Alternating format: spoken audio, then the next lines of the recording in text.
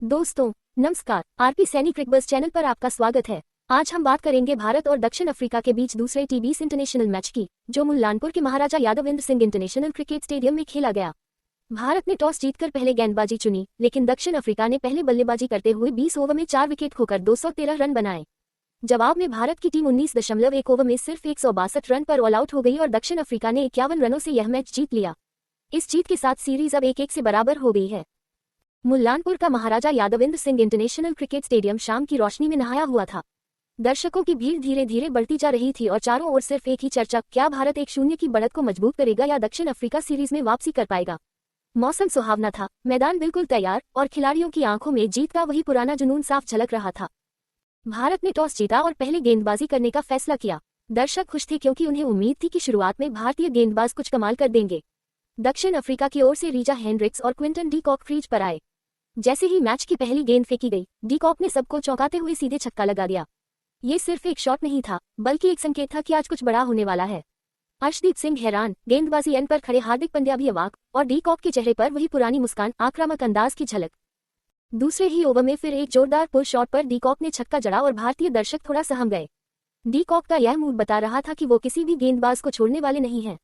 Reeza Hendricks दूसरी ओर संयम के साथ खेल रहे थे, लेकिन वरुण चक्रवर्ती ने चौथे ओवर में अपनी जादुई स्पिन से उन्हें साफ बोल्ड कर दिया। गेंद घूमते हुए स्टंप से टकराए और भारतीय फैंस खुशी से उछल पड़े। हेंड्रिक्स सिर्फ 8 रन बनाकर लौट गए और भारतीय टीम को थोड़ी राहत मिली।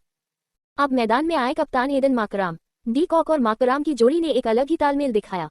डी कॉक बड़े शॉट्स मारने में व्यस्त थे और माकराम स्ट्राइक को रोटेट करने में। जैसे जैसे डी कॉक खेलने लगे, भारतीय गेंदबाजों की मुश्किल बढ़ती गई। हार्दिक पांड्या के एक ओवर में उन्होंने लगातार एक छक्का और चौका जड़ दिया। उनकी 7वीं T20 I-50 सिर्फ 26 गेंदों में पूरी हुई।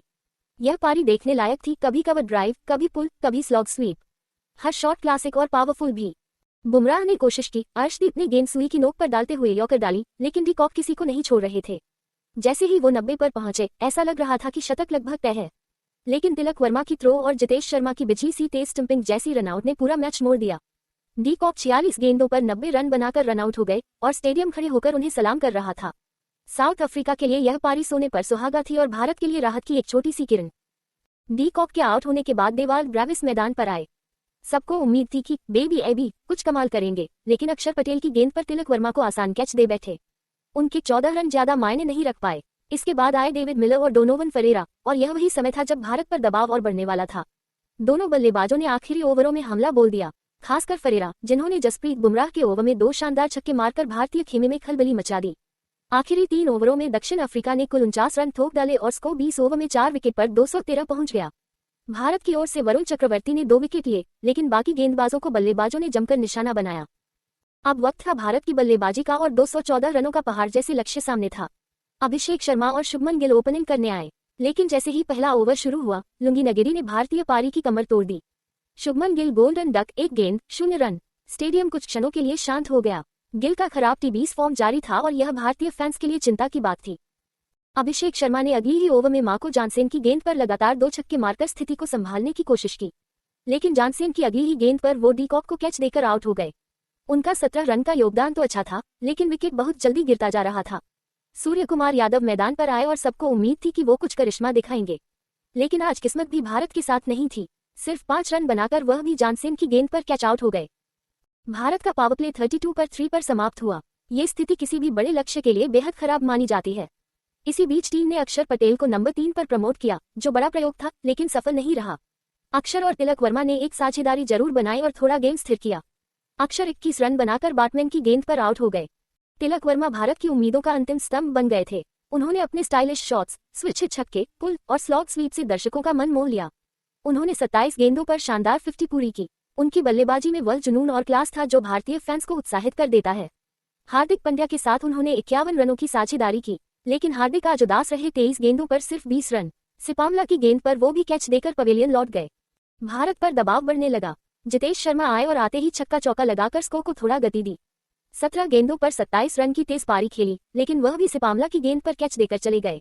आखिर में तिलक अकेले लड़ते रहे, एक छक्का मारकर रन गति बढ़ाने की कोशिश की, लेकिन अकेला खिलाड़ी कब तक लड़ सकता है। आखिरकार 34 गेंदों पर 62 रन बनाकर तिलक भी नगिरी की गेंद पर माकराम को कैच दे बैठे। तिलक के आउट होते ही भारतीय उम्मीदें लगभग खत्म हो गईं। बाकी बल्लेबाज तो जैसे सिर्फ नाम के लिए आए थे। ओटनी बैट्समैन ने गेंदबाजी में कहर ढा दिया। उन्होंने 4 ओवर में सिर्फ 24 रन देकर 4 विकेट चटकाए। उनकी लाइन लेंथ इतनी सटीक थी कि बल्लेबाजों को शॉट लगाने के लिए जगह ही नहीं मिल रही थी। नगीदी, जानसेन और सिपामला ने भी 2-2 विकेट लेकर भारत को 162 पर समेट दिया। भारत 19.1 ओवर में ऑल आउट 51 रनों से करारी हार। दक्षिण अफ्रीका ने इस मैच में हर विभाग में भारत को पछाड़ दिया। डी कॉक की पारी मैच का असली आधार थी, जिसके लिए उन्हें मैन ऑफ द मैच मिला। फरेरा, मिलर और गेंदबाजों ने भी कमाल कर दिखाया। भारत की ओर से तिलक वर्मा का प्रदर्शन शानदार रहा, लेकिन बाकी बल्लेबाज पूरी तरह फ्लॉप रहे। खासकर सूर्य कुमार और गिल का खराब फॉर्म अब टीम के लिए चिंता बढ़ा रहा है। अब सीरीज 1-1 से बराबर है और अगला मुकाबला धर्मशाला में होगा। इस मैच ने दर्शकों को रोमांच, निराशा और पावर हिटिंग तीनों का मिश्रण दिया। भारतीय टीम को अब अगले मैच में प्लान बदलना ही पड़ेगा। वहीं दक्षिण अफ्रीका ने दिखा दिया कि वो क्यों एक मजबूत टी20 टीम मानी जाती है। अब रोमांच अगली भिड़ंत के लिए तैयार है और फैंस को इंतजार है कि धर्मशाला के पहाड़ों की गोद में कौन सी टीम अपना दम दिखाएगी।